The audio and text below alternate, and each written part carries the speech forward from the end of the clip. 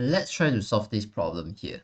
So you are given with a diagram which shows an inclined plane, and you have a block being placed on the top of the inclined plane with a height of 1 meter. Then yeah, that's the situation you are given in the diagram. So let's look at the situation here. The diagram shows a body of mass 5 kg. Let's label 5 kg. Placed 1 meter high on an inclined plane. So this is 1 meter high inclined plane, and it has a base length of 3 meter. Base length 3 meter here means the base of the inclined plane here is 3 meter. The body slides down the inclined plane without friction. So for this situation here, the plane here is frictionless. So if the plane is frictionless, right, straight away you can think that this situation here obeys the principle of conservation of mechanical energy, because the only force acting on the block will be the weight and the normal force, but the normal force is not doing any work. So the only force doing work will be the weight, which is the gravitational force. Gravitational force is a conservative force. Thus, the only force doing work is a conservative force. The mechanical energy will be conserved. We discussed this quite a lot during the example for principle of conservation of mechanical energy and the principle of conservation of energy. So let's straight away get into the how to solve the problem. So for question 1, we will be taking two positions because we want to use principle of conservation of energy to determine the velocity of the body when it reaches the bottom. We are interested with the velocity over here.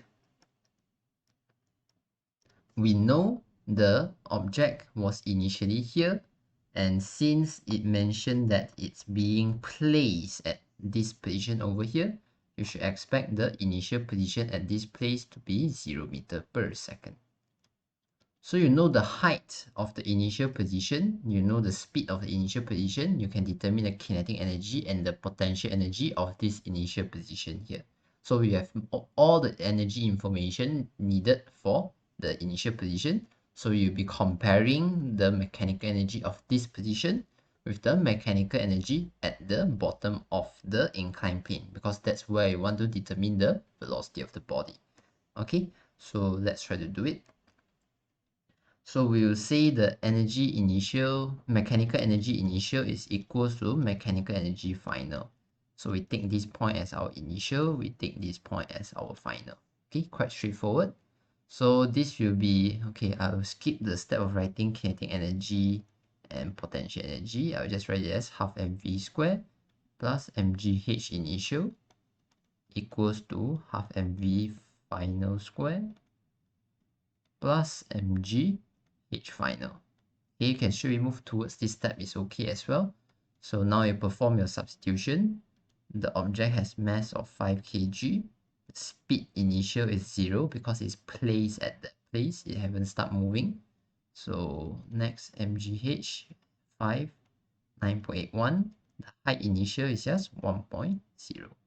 Okay, so it's equals to half 5.0. The mass, the final speed is what you want to determine, plus mgh. So just know everything. The height final, for height final, you can see that it reached the ground. So if you assume your ground to be your reference position, then at the ground, you should expect your height to be 0. Thus, your gravitational potential energy is equals to 0. So over here, you can say your height final to be 0. So what happens now is there are a few terms that will be equal to 0. Your kinetic energy initial equals 0. Your potential energy final will equals to 0. So what's left now is comparing the potential energy initial with the kinetic energy final. Okay, these are the only two terms left, and the speed final is only unknown in this whole equation.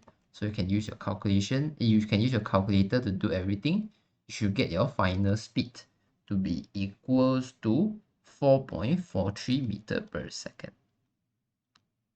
Okay, but since they are asking for the velocity of the body, they are not saying speed.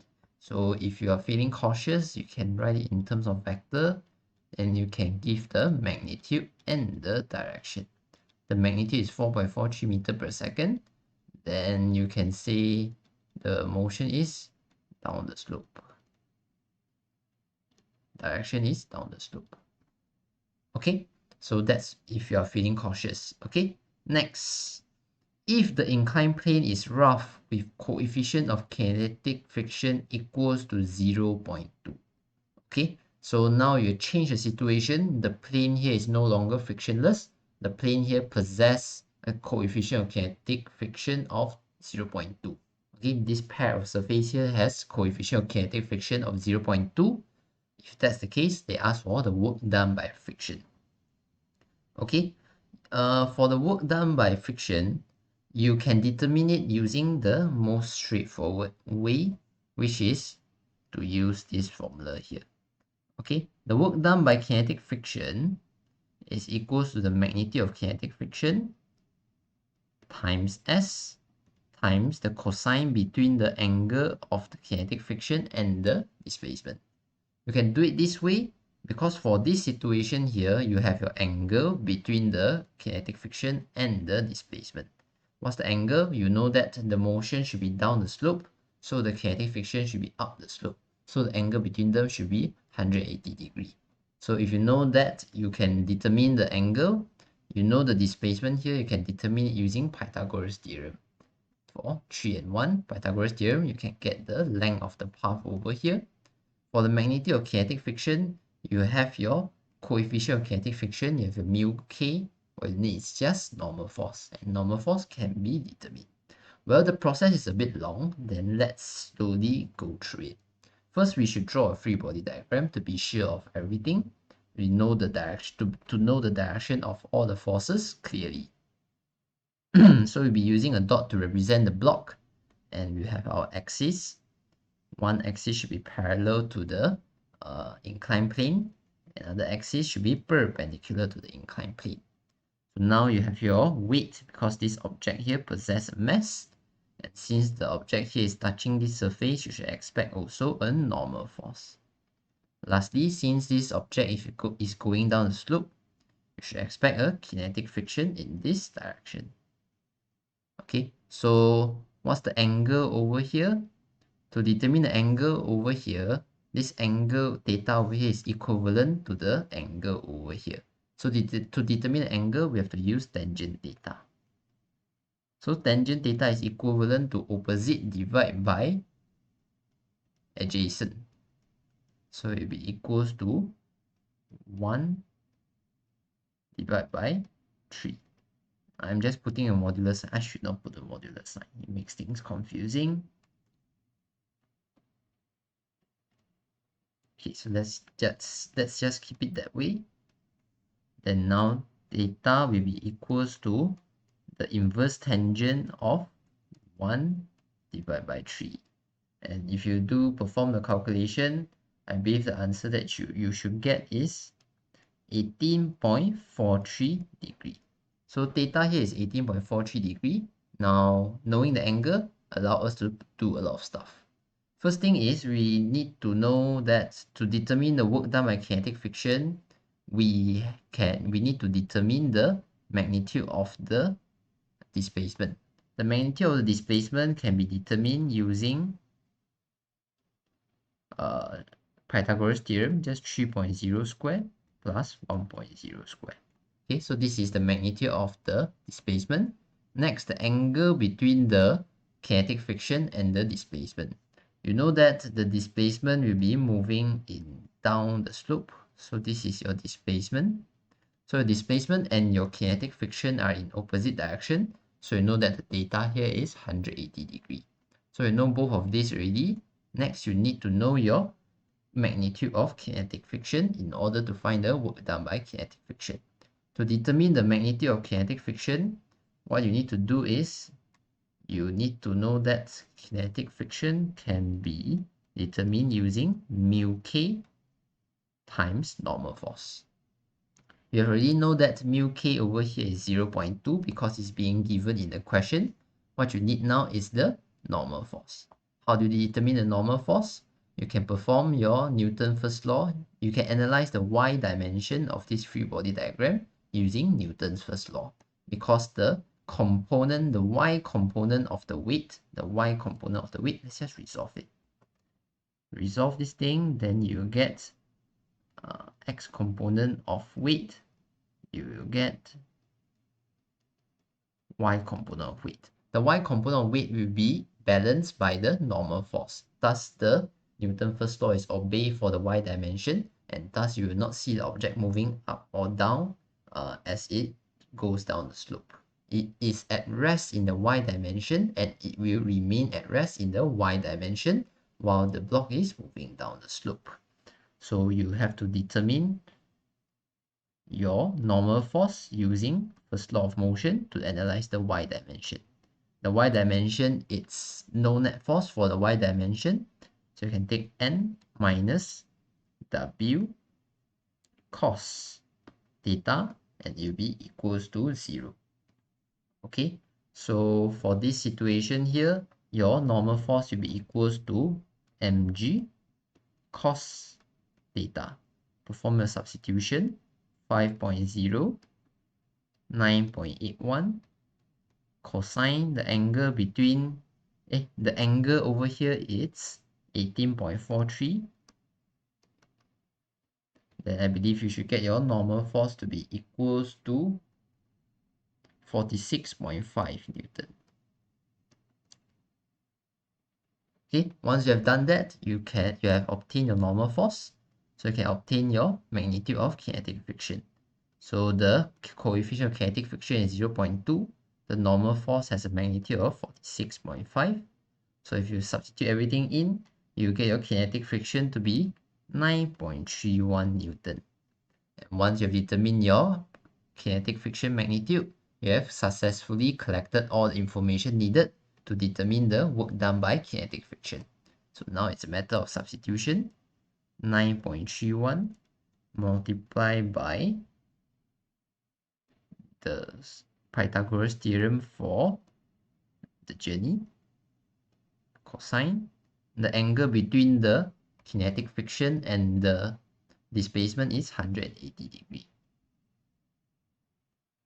Okay, then if you do your calculation, I believe you should get the answer of negative 2.943 joule.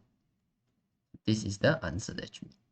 Okay, something that we need to take note is there's theta being used twice over here. So if you label this as theta already, then we should give another symbol for this theta. Let's say this is the theta for Fk. Means by it's the angle between the kinetic friction and the displacement. Let's label the theta differently to avoid confusion. Okay, so this is how we manage to determine the work done by kinetic friction. We do it step by step. First, we find the normal force. Then using a normal force, you find the magnitude of kinetic friction. Once you find our magnitude of kinetic friction, we multiply with the magnitude of displacement and the cosine of the angle between kinetic friction and displacement. And from there, we determine the work done by kinetic friction. Okay, so this is how we do it step by step to determine the work done by friction. Let's look at the next question, question 3. Oh, before I move on, I realized I make a little bit of calculation mistakes. For the work done by kinetic friction, right, the answer is not negative 2.943 joule, it's negative 29.43 joule. So let me replace the decimal point. The decimal point should be over here. Okay, a little bit of calculation mistake. The work done by kinetic friction should be negative 29.43 joule. Okay, so now let's move on to the third question, asking us to determine the net work done on the body. Okay, so we have the answer from question 1 and question 2 being put here. So let's continue with question 3. Question 3 asks us to determine the net work done. Net work done, another name is total work done. So you can determine the total work done using two different methods. One is you find the work done by all the individual forces, then you sum them up to get your total work done. That is the first method. The second method is you can determine the net force from the free body diagram over here. Then from there, you determine the work done by the net force. Then that is also equals to the total work done. So for this one, I will be taking the first approach. I will be using the first method. So I'll be saying that the work done total here is equal to the work done by the normal force plus the work done by the gravity plus work done by kinetic friction. Because these are the three forces that are acting on the object right now. You have your normal force, your weight, and your kinetic friction. You have already determined your work done by kinetic friction to be negative 29.43 over here. Why? The point here is should here, okay? So you have determined your work done by kinetic friction already, and you know that the work done by normal force should be equal to 0 because the normal force and the displacement are having a 90-degree with respect to each other. So the first term will be equals to 0. So let's do a bit of multiplication. This will be equals to 0 because it's 90-degree. Okay, so you have your work done by kinetic friction already. What you need now is just the work done by gravity. Okay, work done by gravity, right? You can determine it using various ways. Work done by gravity, of course, you can do it using the magnitude of the weight times the displacement times the angle between the magnitude and the magnitude of the weight and the magnitude of the displacement. Of course, you can do it like this. So it will be 5.0 times 9.81. The path over here will be from here to here. So the path here should be the Pythagoras theorem of 1.0 square plus 3.0 square. That's your displacement, magnitude of displacement. Now the angle between the magnitude of weight, and the angle between the weight and the displacement, the weight is pointing here, the displacement is pointing here. So know that the angle between the weight and the displacement should be 90-degree minus your angle theta over here. So this will be 90-degree minus 18.43. So if you perform a calculation, I believe the work done by gravity will be equals to 49.05 Newton. Of course, you can also find work done by gravity using another way, because we know that work done by gravity is a work done by a conservative force. So technically, it can be equal to the negative change of gravitational potential energy. So if you do it this way, then it becomes negative UG final minus UG initial. So you know UG final is, okay, let me break it down into mgh final minus mgh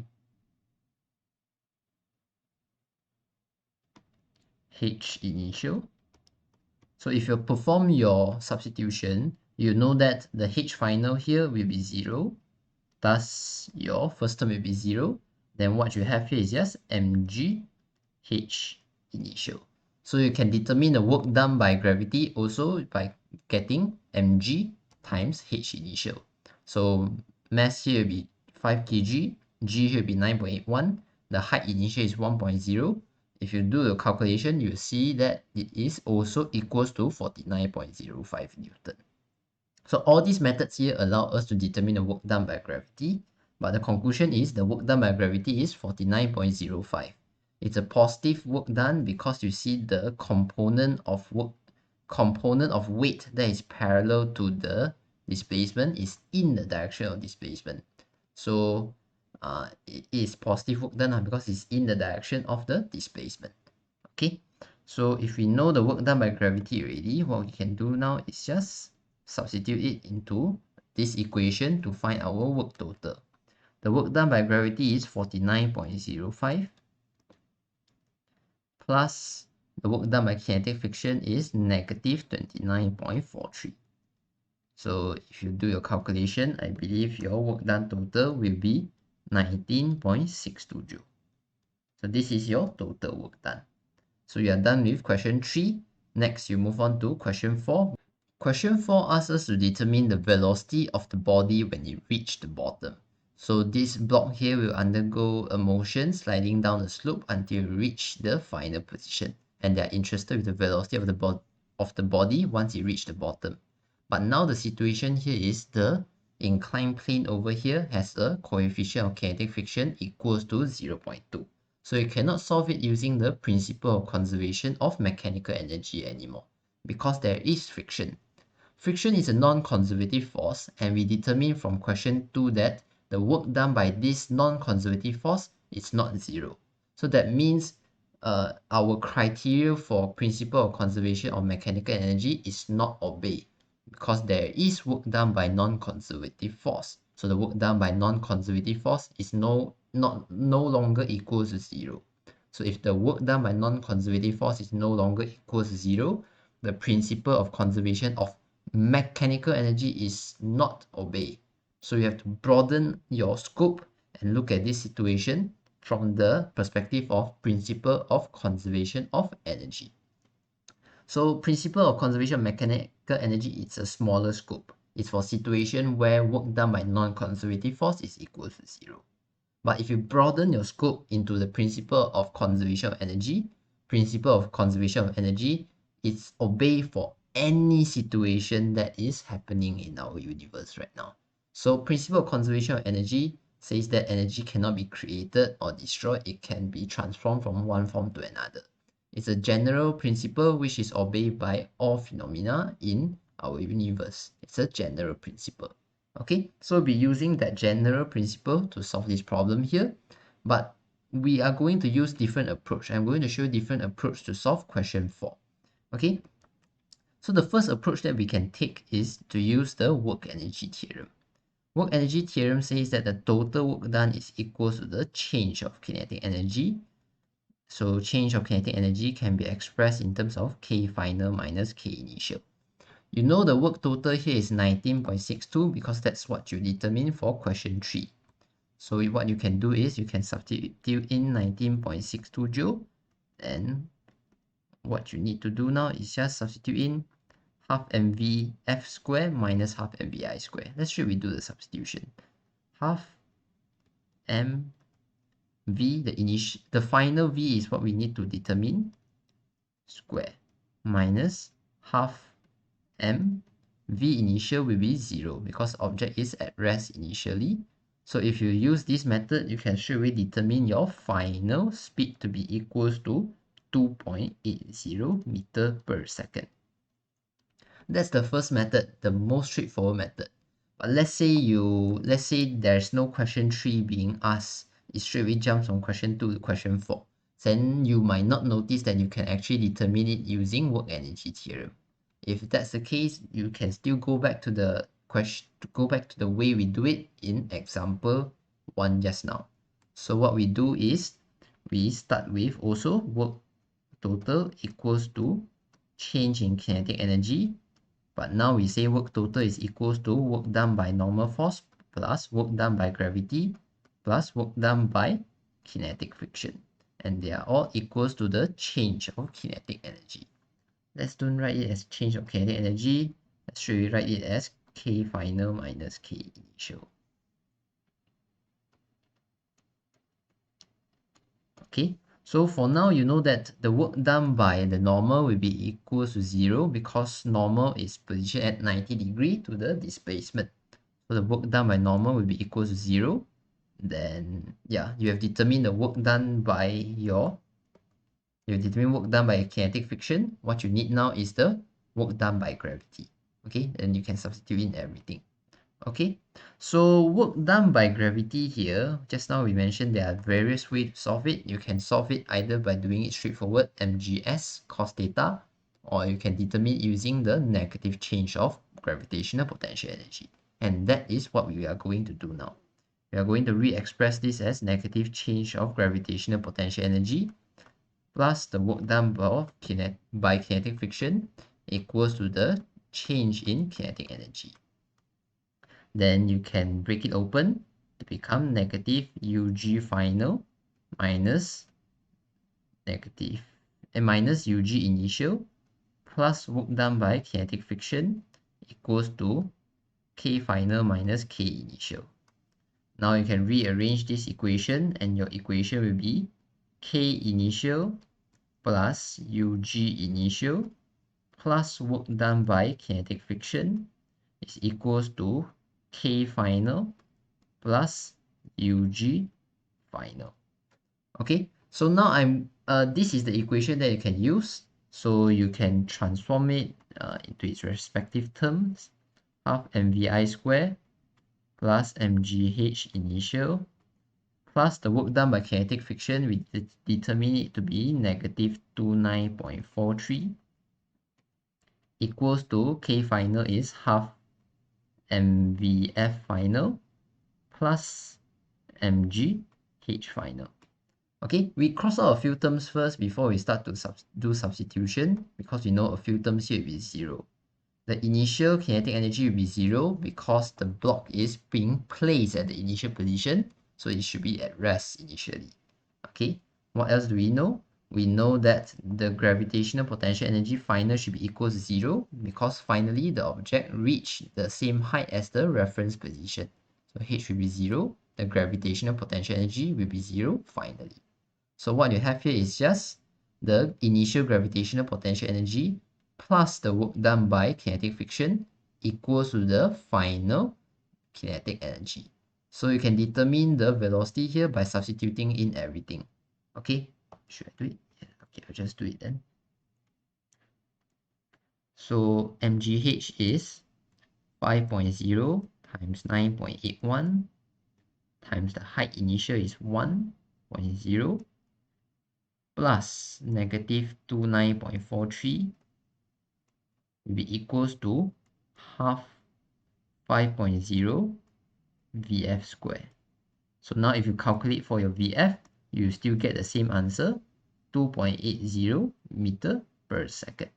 Okay, so there are various ways to solve it, but you can see that if you understand the derivation for principle of conservation of energy and principle of conservation of mechanical energy, you should be able to come to a conclusion, because this is what I show in the video when I explain the principle of conservation of mechanical energy.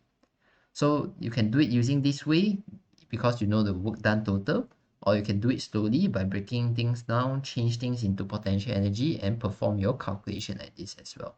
Okay, again, this portion here, these two terms here forms your, let me use another pen. These two terms here form your initial mechanical energy. These two terms here form your final mechanical energy. So this is, if you are learning computer science, this is similar to input. This is similar to process. This is similar to output. Okay. Initially, you have a initial mechanical energy. Then after undergoing some process, which is the work done by kinetic friction, you have your output, which is your final mechanical energy. Okay. Or in other words, you can say the work done by kinetic friction is equals to the change in mechanical energy. Okay, just many ways to show these things. It's very flexible how you move around things, but that's how I will approach the question for this problem over here. Okay, so I believe through these two examples for principle of conservation energy, you have a clear idea how to handle situation if we have friction or we have some non-conservative force doing work on an object.